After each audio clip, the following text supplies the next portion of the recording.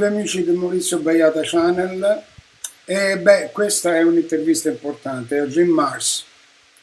Jim Marrs, che è morto nel 2017, un giornalista investigativo americano, autore di bestseller veramente memorabili, ha scritto moltissimo, ha indagato moltissimo, ha trattato la fenomenologia ufologica, ne ha tratto le sue conclusioni, l'ha collegata con il nuovo ordine mondiale. Si potrebbe definire uno scrittore, un autore che paragonabile a David Icke all'inglese, ma a differenza di Icke, più che David Icke, forse, se vogliamo paragonarlo a qualcuno che si conosce meglio, anche perché non mi risulta che i libri di Jim Marrs, di cui qui dietro di me ne potete vedere due, Alien Agenda e poi Our Occulted History, che sono due capisaldi della sua produzione, ne mancano svariati, ha scritto tantissimo. Rise of the Fourth Reich e poi altri libri su Kennedy, ha scritto libri sulla telepatia, ha scritto di tutto ed era costantemente ospite delle più importanti trasmissioni televisive americane. Era uno molto scomodo, qualcuno lo considerava di destra, molti lo capivano che era un cane sciolto. L'uomo che ho incontrato a Laughlin era assolutamente un cane sciolto, non si faceva mettere sotto da nessuno, neanche metti da Larry King oppure da Oliver Stone, ma per dire dei grandissimi, no? Prova ne sia che il suo libro forse più famoso rimane quello dell'89, Crossfire, The Plot That Killed Kennedy, che venne pubblicato sulla base delle investigazioni condotte da lui, che poi diedero ad Oliver Stone il destro per realizzare il film JFK, il che fa capire che insomma abbiamo a che fare con qualcuno che ha partecipato ad una miriade di trasmissioni televisive. Quando me lo sono trovato di fronte era il giorno prima della sua presentazione a Laughlin, della quale poi vi parlerò. Per me fu un onore che Jim Marrs mi desse la possibilità di intervistarlo, perché era veramente una figura prominente, veramente importante, texano, morto anche nel Texas. Insomma, ragazzi, quando io ho potuto incontrarlo, mi sono messo lì seduto di fronte a lui, gli ho detto prima, poi lo sentirete dall'intervista, gli ho detto: guarda, liberati da qualunque, quello era già libero di per sé, da qualunque preconcetto. Il fatto di aver potuto incontrare Jim Marrs, ripeto, è stato un onore, ma io talmente stupido all'epoca che non riuscii a capire, nonostante essere attrezzato di tutto punto, non riuscii a capire che la mia videocamera, se per caso un movimento brusco avrebbe potuto provocare il distacco del filo, no, del microfono, no? Poi l'intervista sarebbe finita. Infatti quella che noi abbiamo che vi presento è di 17-18 minuti, no? Quindi quando mi sono accorto che quel movimento causato dall'entrata in scena dentro la stanza di Jim Marrs a Laughlin, all'Aquarius, io rimasi così per un attimo, insomma mi si è staccato il filo e l'intervista dura ben poco, però sono riuscito a cogliere il giorno dopo 20 minuti della relazione a Laughlin, una lecture basata sul giornalismo investigativo, e che ha parlato proprio apertamente, parlò apertamente contro il potere costituito. Io sono andato proprio a nozze per poterlo ascoltare, cioè proprio una disamina senza alcuna remora oserei quasi dire, nei confronti dell'amministrazione di Bush, delle amministrazioni precedenti, Bush e Clinton, e di quella che era in arrivo giusto proprio in quel periodo, quella nuova, quella di Barack Obama, che lui non ha esitato a definire tutte collegate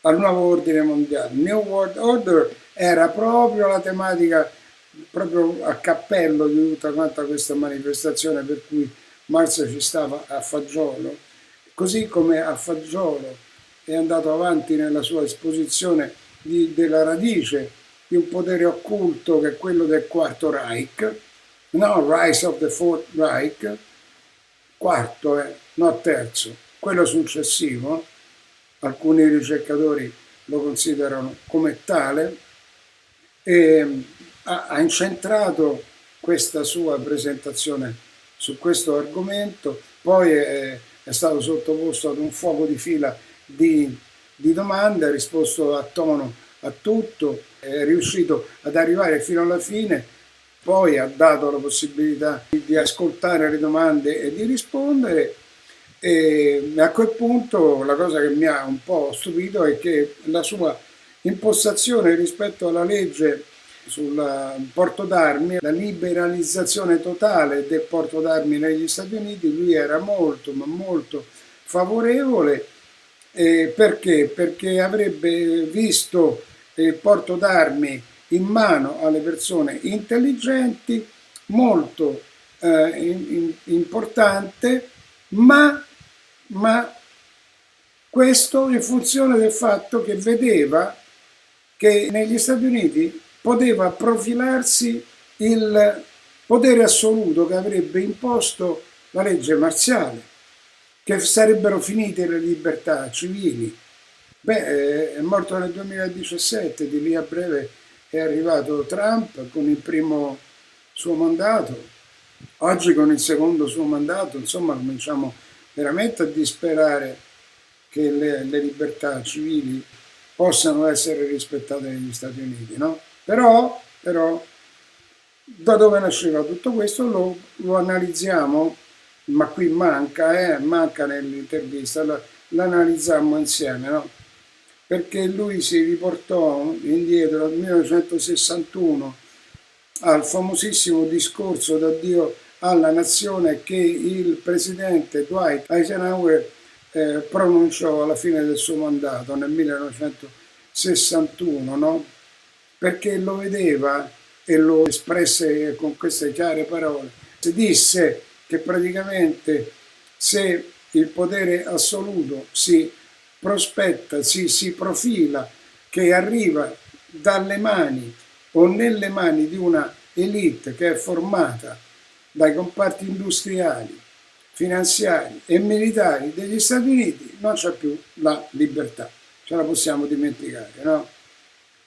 E poi mi ricordo che mi ha menzionato il fatto che Eisenhower comunque non parlava a vanvera perché era stato messo in guardia di questo pericolo imminente, proprio perché ebbe la facoltà di incontrare 2 volte gli alieni, una prima ad Olaman e la seconda a Newark, base di Edwards, ad Olaman nel 1954 e nel 1955.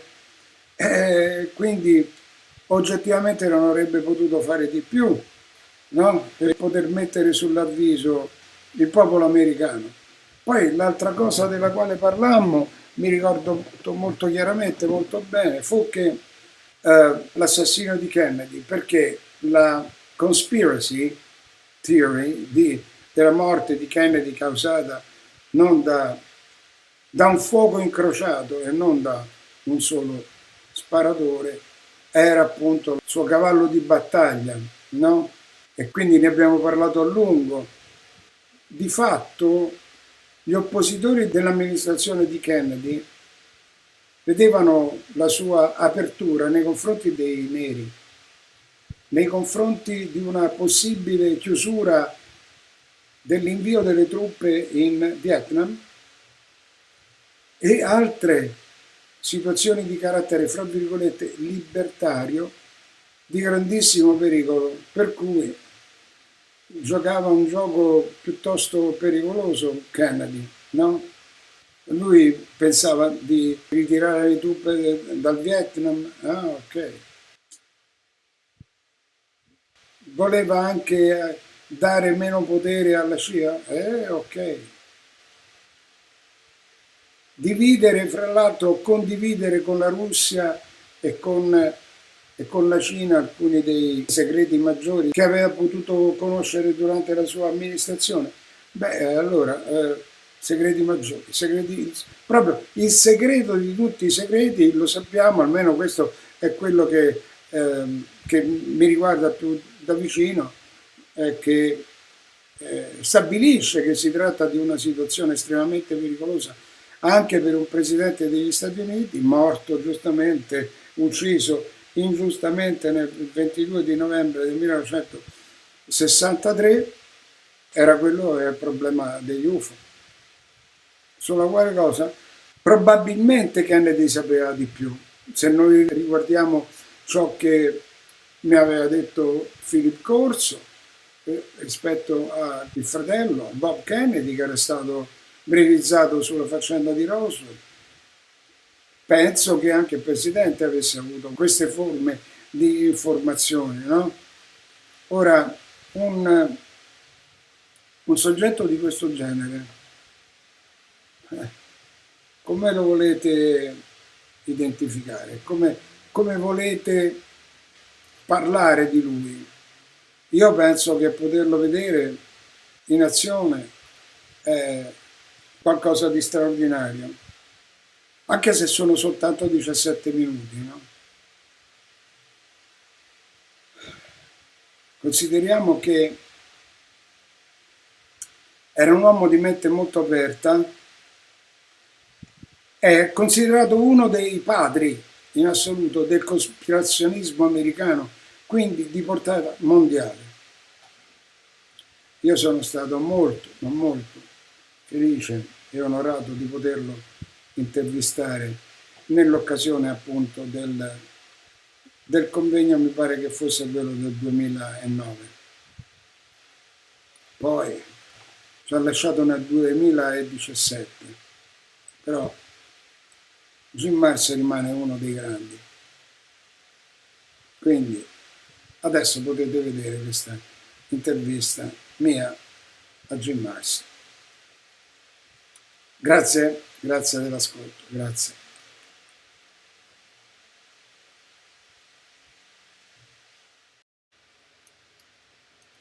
Hello, my friends. Here I am to introduce my interview with Jim Mars. Actually, I sourced this video from an interview with this very renowned American investigative journalist some time ago. Actually, it was February 24, 2009, and it was recorded in the room of Mr. Mars in the Aquarius Hotel in Laughlin. The interview was scheduled to last at least an hour, but actually, and unfortunately, even if everything was well organized, unfortunately, somebody knocked at the door while we were talking at the beginning of the interview, the meeting actually.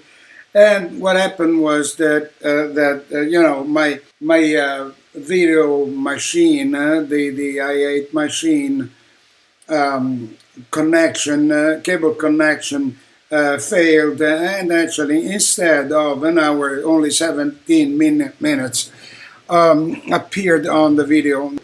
Nevertheless,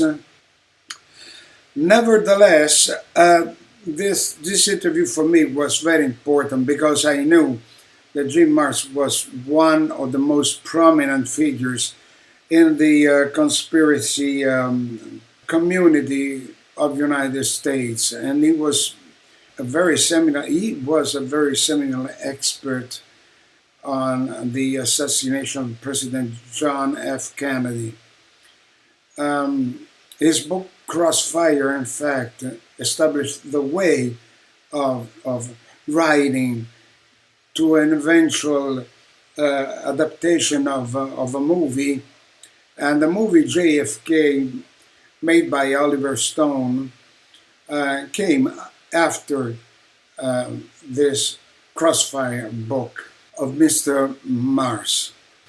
Mars was the other books, such as Ruled by Secrecy, Alien Agenda, and Our Occulted History. And so,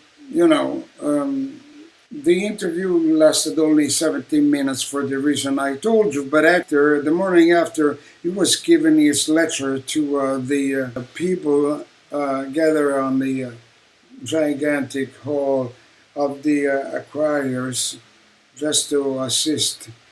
I followed almost of his presentation, which, by the way, was connected specifically to his last book, Reich, of the Fourth Reich.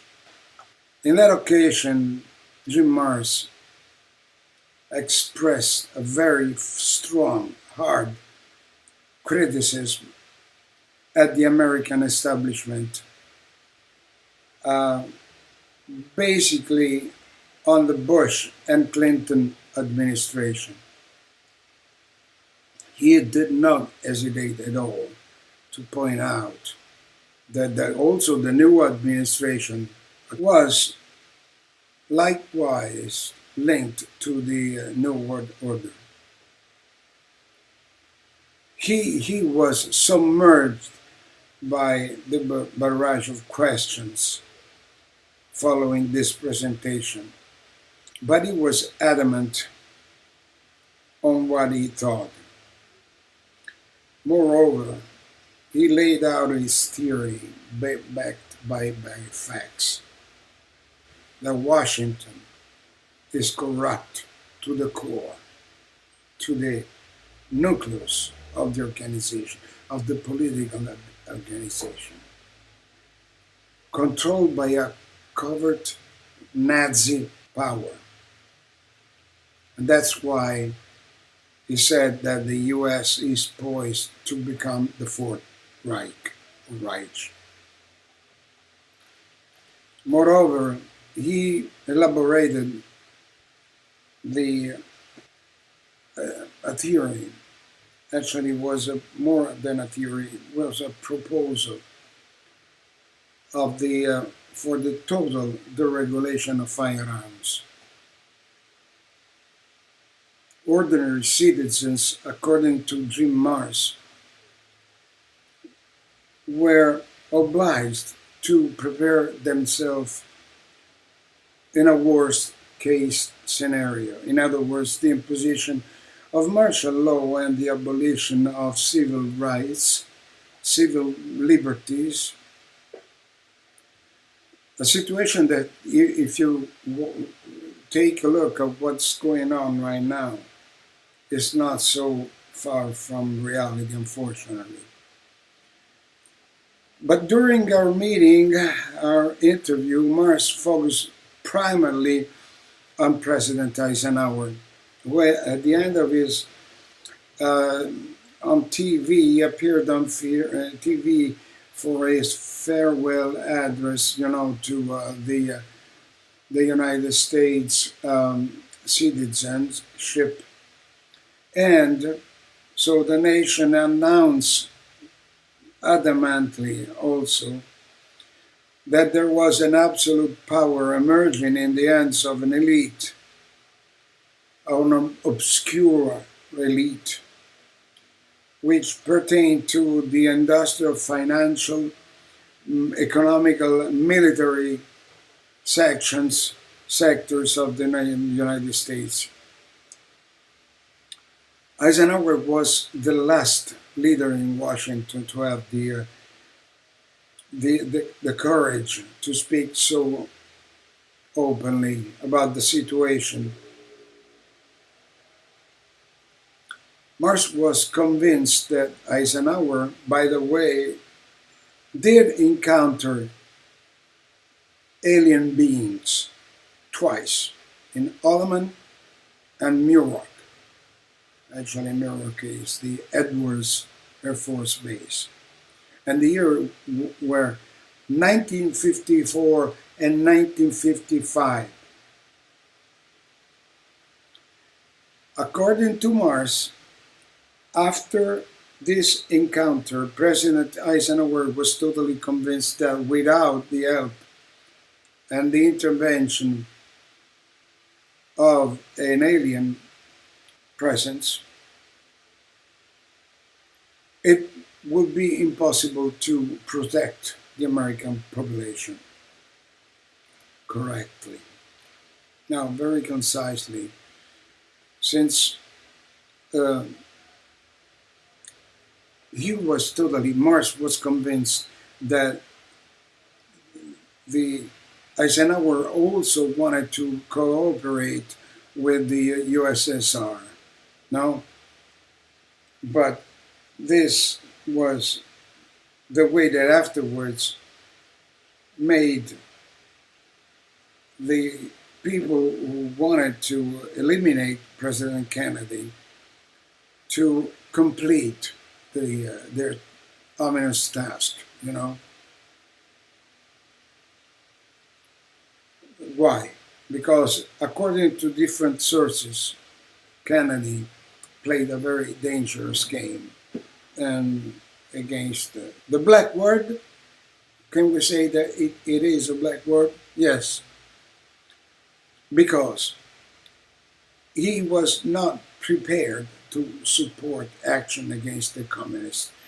He had plans to withdraw from the South Vietnam's, plans to fracture or abolish completely portions or completely or only portions of the CIA. Plans to create a new justice system. Everything was too much, you know, definitely too much, including the way Kennedy was very conveniently also backed by his brother Robert, and Bob Kennedy was informed about the aliens by Colonel Corso. So it was a situation where the idea of the extraterrestrial visitation had to go directly to the hands of the public, openly, you know, but it was not the right moment. In conclusion, it was a great honor for me to have the chance to talk to Mr. Jim Mars, very generous and courageous journalist.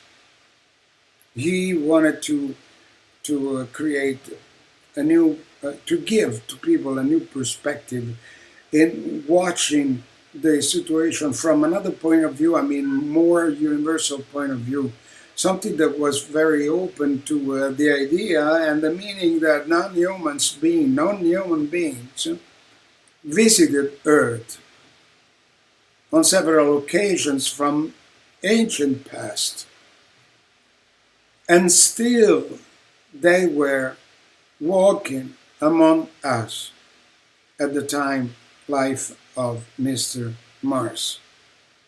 So, thanks for your patience. This was my introduction to this interview.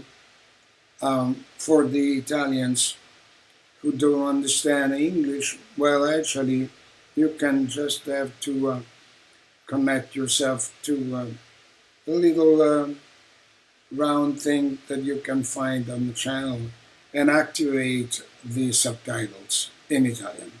Thanks, everybody. Thanks. Here we are. Okay, Jim Mars interview. In Laughlin, what day is today? I lost track of time. I have to, just a minute, I'll have to check. 20 what? I think it's the 24th. 24th, February the 24th, 2009. Okay. As I was telling you, unfortunately, I lost most of the of your speech last night, but I figure that since the last part was pretty tough, the rest of it, and from the beginning, from scratch, could be at the same level. Tell me something very concisely, and then we go to other subjects. Okay. Communism was founded and funded by Western capitalists in the City of London, the Wall Street. They, at the outbreak of the Russian Revolution, Trotsky was in New York living on Rockefeller property. Lenin was in Switzerland. And they moved both of those.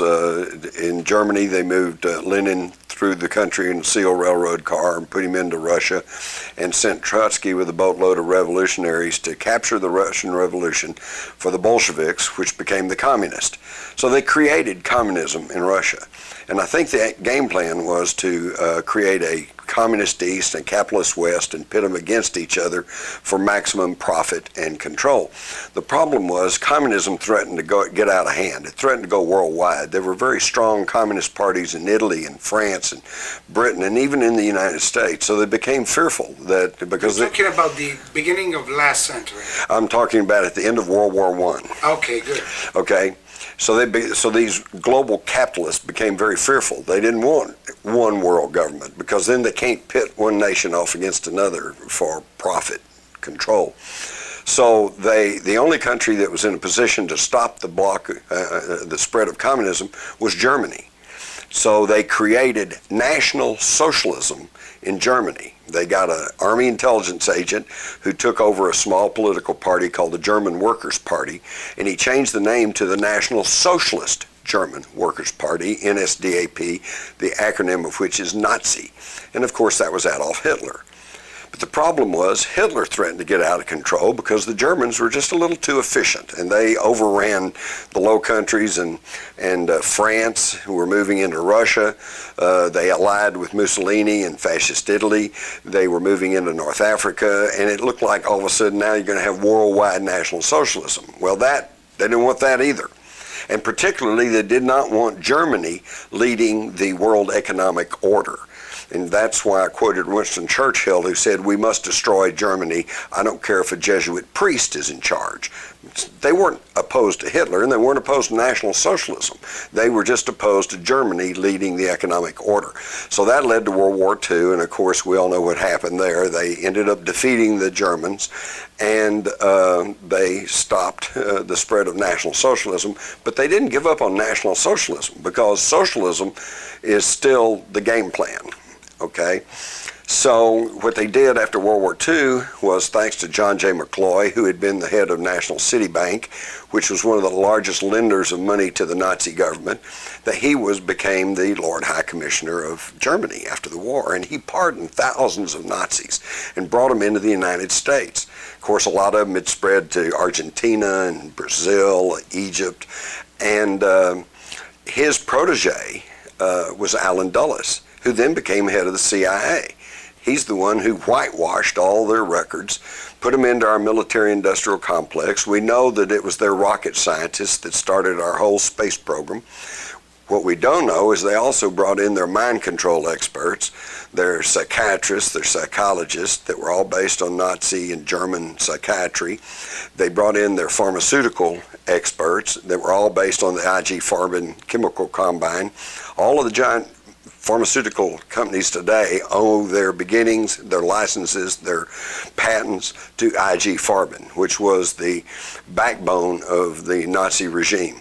In fact, Hermann Schmitz, who was head of IG Farben, at one point owned as much stock in Standard Oil of New Jersey as John D. Rockefeller did. So you've got these global capitalists, and they're still working towards their game plan. And what is that? It is to create 3 economic blocks in the world. We already have the European Union, and now they're working very hard to create a North American Union by combining the economies of Canada and North America, Mexico. And then there will soon to be the Asian Union. And that'll be easy enough to create, because all they have to do is work with the leaders of China and those Asian nations, and then bring them on board as either buy them up or put them on the board of directors. And then they've got these three blocks. All of this was outlined in 1948 by a Fabian socialist named Eric Arthur Blair, who wrote a book under the pen name George Orwell. And of course that book was 1984. And in that book, I think he outlined what their game plan is, which was to create three economic blocks in the world. In the book 1984, it was Asiana, East Asiana, and Oceania. In today's real world, it'll be the European Union, the North American Union, the soon-to-be Asian Union. And then they played one off against the other continually to create the tension necessary for maximum power and control and profit. That's what they're working towards. But the biggest stumbling block they have was a free United States of America, because we have a tradition of individual liberty and freedom. We have the legal basis, which is the Constitution, the Bill of Rights, and we have guns.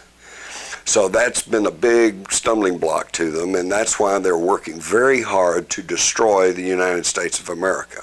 They have to destroy us militarily. They've done this quite well through the Clinton administration, where he denuded our military. And now what military we do have is not even in the United States. It's in Iraq, it's in Afghanistan, it's in 72 other countries. Destroy us politically. Well, you know, now they still have everybody squabbling over liberal, conservative, or Democrat, Republican, and yet there's no difference. No difference whatsoever. The Bush administration was packed full of Council on Foreign Relations members pushing this one world socialism, and now we have Barack Obama, and his cabinet is loaded with socialists. And we pause now for station identification and the room service cleanup crew. Room service. Yes, I told them we had a little break for room service. You can't edit this, I hope. Oh, yeah. Okay. No problem. Okay. Let's stop for a second.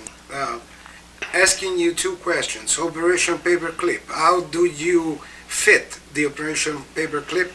Bringing the scientist, rocket scientist in the United States. Tell me something about Peenemünde, and tell me something about the secret weapons that Hitler was purposely developing. Okay.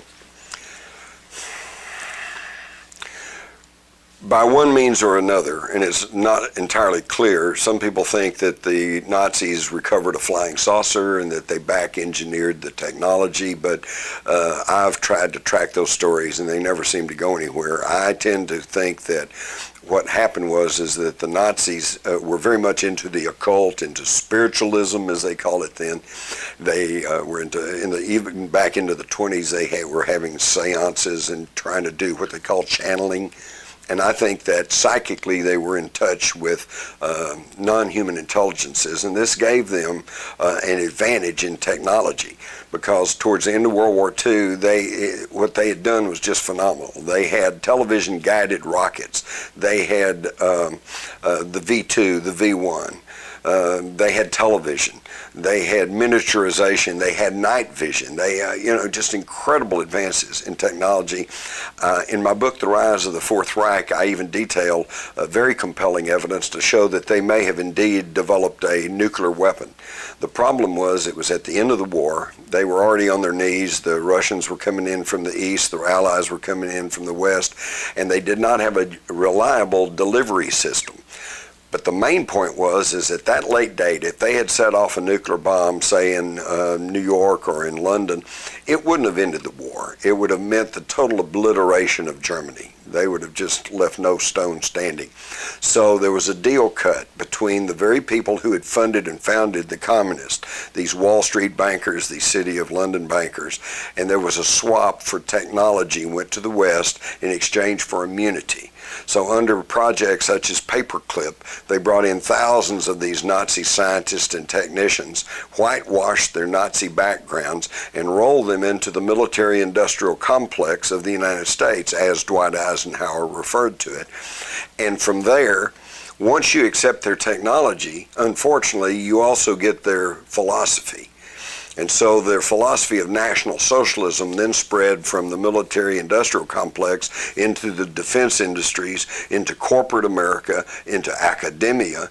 And this is why over a period of time and up until now, they have turned the once free Republic of the United States into a new empire. And of course, the German word for empire is Reich. And this is why I say that we have become the Fourth Reich. And it's not, but I don't want people to misunderstanding. I'm not saying that the United States is being led by goose-stepping Germans. It's what it is, though, is people who adhere to the National Socialist philosophy. And these were the same people who were in the United States and supported Hitler. Henry Ford and the Rockefellers and the Wall Street people, the IT&T, U.S. Steel, IBM. IBM during the war was supplying the Nazis with the punch cards necessary for their computers so that they could make the trains run on schedule and send all those people to the concentration camps. This is what's still going on in this philosophy of National Socialism, which has evolved into fascism. Fascism, the dictionary definition, is the combination of state and corporate power. In fact, the word fascism is generally attributed to Mussolini because of his black-shirted fascistes. And of course, their emblem was the fasces, or the axe wrapped in a bundle of sticks, which represents central authority. Okay? And Mussolini himself said fascism may not be really the correct term. The more correct term is corporatism, rule by the corporations. And this is what we see happening in the world today. So it took the 60 years to have this figure clear, for instance, to your mind, not to the overall people. Oh, true. In fact, it's still not clear to the people in the United States. They are still divided and fighting amongst each other over these terms: liberal, conservative, Democrat, Republican, and yet when you look behind all that, it's the same bunch that's pulling the strings. The George Herbert Walker Bush administration was chock full of Council on Foreign Relations members.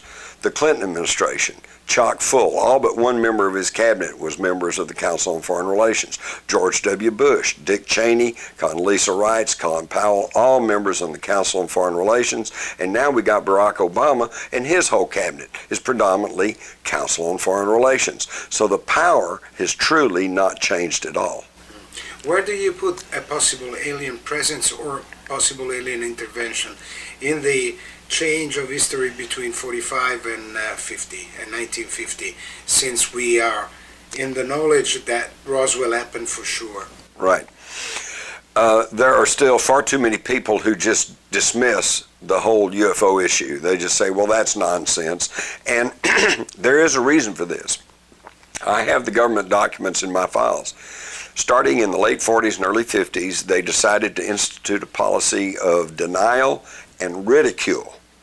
There's nothing there, folks, and if you keep saying there is, then there may be something wrong with you mentally, and we may have to give you some counseling. And this has been quite effective in keeping people quiet and keeping people from discussing the UFO and extraterrestrial issue. And yet, I'm telling you that if you dismiss that and you do not look at the question of UFOs and extraterrestrials, then you will never have a true picture of what's going on in the world today, because you're missing a big piece of the puzzle. Yes, and plus we have to add the fact that some of the big shots, like for instance Admiral Forrestal was one of the so-called member of the so-called Majestic 12. Mm-hmm. If those documents, according to Friedman and many others, part of the documents are real and parts are maybe fake but containing real informations, you do understand that already the bureaucratic gotha of the bankers, top scientists, militaries were already working together at top secret level. Exactly. All right. And if Eisenhower understood that, that was already too late. Right. Even though he gave the last peach. He tried to warn us. Yeah. He tried to warn us, but I think towards the end he became very much aware of this military-industrial complex, which...